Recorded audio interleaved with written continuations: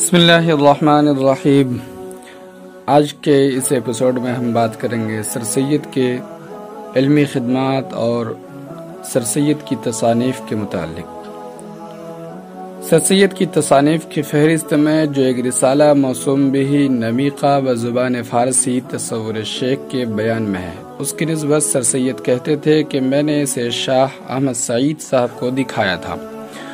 انہوں نے اس کو دیکھ کر یہ فرمایا کہ جو باتیں اس میں لکھی گئی ہیں وہ اہل حال کے سوا کوئی نہیں لکھ سکتا، بس یہ اس توجہ کی برکت ہے جو شاہ صاحب کو تمہارے ساتھ تھی اور اب تک ہے۔ دوسری کتاب ہے تاریخ ضلع بجنور۔ سر سید نے یہ تاریخ بھی اپنی جبلی عادت کے موافق نہایت تحقیق اور کاوش اور محنت کے ساتھ لکھی۔ ان کا بیان ہے کہ گو اس تاریخ میں ضلع کے حالات کے سوا کوئی عام دلچسپی کی بات نہ تھی، مگر اثناء تحقیقات بعض قانون گوئیوں کے پاس اکبر اور عالمگیر کے زمانے کے ایسے کاغذات ملے جن سے نہایت عمدہ نتیجے نکلتے تھے۔ ان سب کاغذات کی نقلیں اپنے اپنے موقع پر اس تاریخ میں درج تھی۔ جب یہ تاریخ لکھی جا چکی تو صاحب کلکٹر نے اس کو ملاحظہ کے لیے صدر بورڈ میں بھیج دیا۔ ابھی وہ بورڈ سے واپس نہ آئی تھی کہ غدر ہو گیا اور آگرے میں تمام دفتر سرکاری کے ساتھ وہ بھی ضائع ہو گئی۔ اسباب بغاوت ہند۔ انہوں نے مراد آباد میں آ کر اسباب بغاوت ہند پر ایک رسالہ لکھا جس میں رعایا ہندوستان کو اور خاص کر مسلمانوں کو، جن پر سارا نچوڑ انگریزوں کی بدگمانی کا تھا، بغاوت کے الزام سے بری کیا ہے، اور اس خطرناک اور نازک وقت میں وہ تمام الزامات جو لوگوں کے خیال میں گورنمنٹ پر عائد ہوتے تھے نہایت دلیری اور آزادی کے ساتھ پوست کندہ بیان کیے ہیں، اور جو اسباب کے انگریزوں کے ذہن میں جاگزی تھے ان کی تردید کی ہے اور ان کو غلط بتایا ہے۔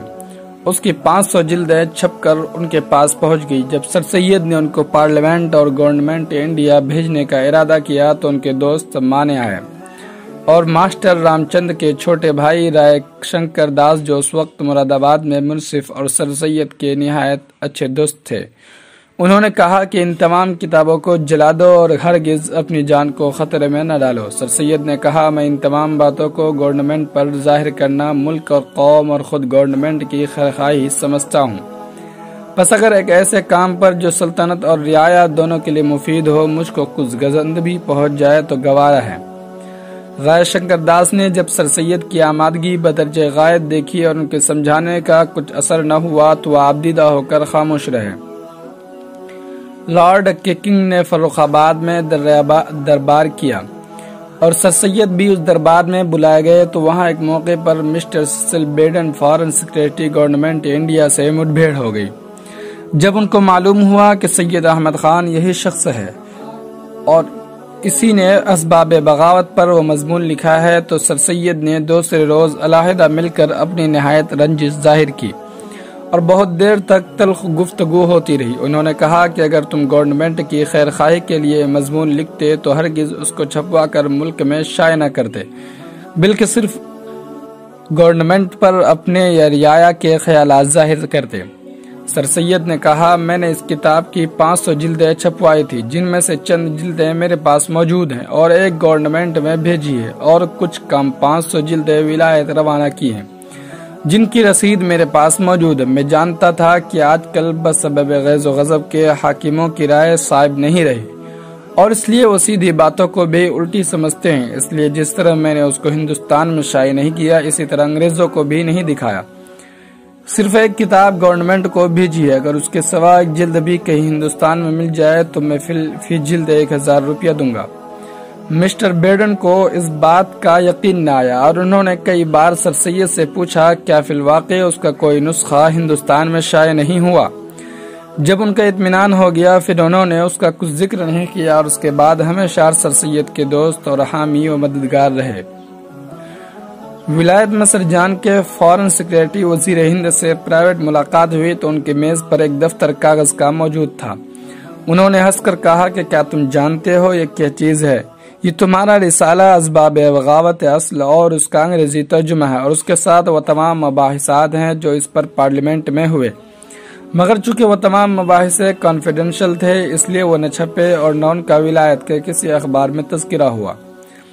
خطبات احمدیہ۔ سر سید خطبات احمدیہ کے متعلق کہتے ہیں، 1870 میں جب کہ خطبات احمدیہ چھپ کر لندن میں شائع ہوئی تو اس پر لندن کے اخبار میں کسی انگریز نے لکھا تھا کہ مسیحیوں کو ہوشیار ہو جانا چاہیے کہ ہندوستان کے ایک مسلمان نے انہی کے ملک میں بیٹھ کر ایک کتاب لکھی ہے جس میں اس نے دکھایا ہے کہ اسلام ان داغوں اور دھبوں سے پاک ہے جو مسیحی اس کے خوشنما چہرے پر لگاتے ہیں۔ تفسیر القرآن سر سید قرآن مجید کی تفسیر لکھنے سے کیا مقصد تھا سر سید کا؟ جیسا کہ عموماً خیال کیا جاتا ہے، یہ ہرگز نہ تھا کہ اس کے مضامین عام طور پر تمام اہل اسلام کی نظر سے گزریں۔ چنانچہ ایک دفعہ ایک مولوی نہایت معقول اور ذی استعداد ان کے پاس آیا اور کہا کہ میں آپ کی تفسیر دیکھنے کا خواہش مند ہوں، اگر آپ مستعار دیں تو میں دیکھنا چاہتا ہوں۔ سر سید نے ان سے کہا کہ آپ کو خدا کی وحدانیت اور رسول خدا صلی اللہ علیہ وسلم کی رسالت پر تو ضرور یقین ہوگا۔ انہوں نے کہا الحمدللہ۔ پھر کہا اب حشر و نشر اور عذاب و ثواب اور بہشت و دوزخ پر اور جو کچھ قرآن میں قیامت کی نسبت بیان ہوا ہے سب پر یقین رکھتے ہوں گے؟ انہوں نے کہا الحمدللہ۔ سر سید نے پھر کہا بس تو میری تفسیر آپ کے لیے نہیں ہے، وہ صرف ان لوگوں کے لیے ہے جو مذکور آپ بالا عقائد پر پختہ یقین نہیں رکھتے یا ان پر معترض یا ان میں متردد ہیں۔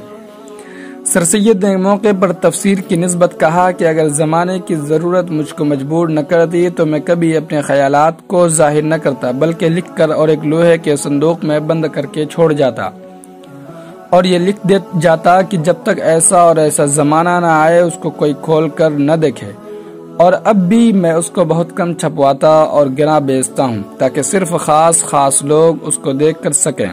سردست عام لوگوں میں اس کا شائع ہونا اچھا نہیں ہے۔ رسالہ تہذیب وغیرہ ان کے علاوہ سیرت فرید، جامع جم بسلسلۃ ملکوت، تاریخ ضلع بجنور اور مختلف موضوعات پر علمی و ادبی مضامین ہیں جو مضامین سر سید اور مقالات سر سید کے نام سے مختلف جلدوں میں شائع ہو چکے ہیں۔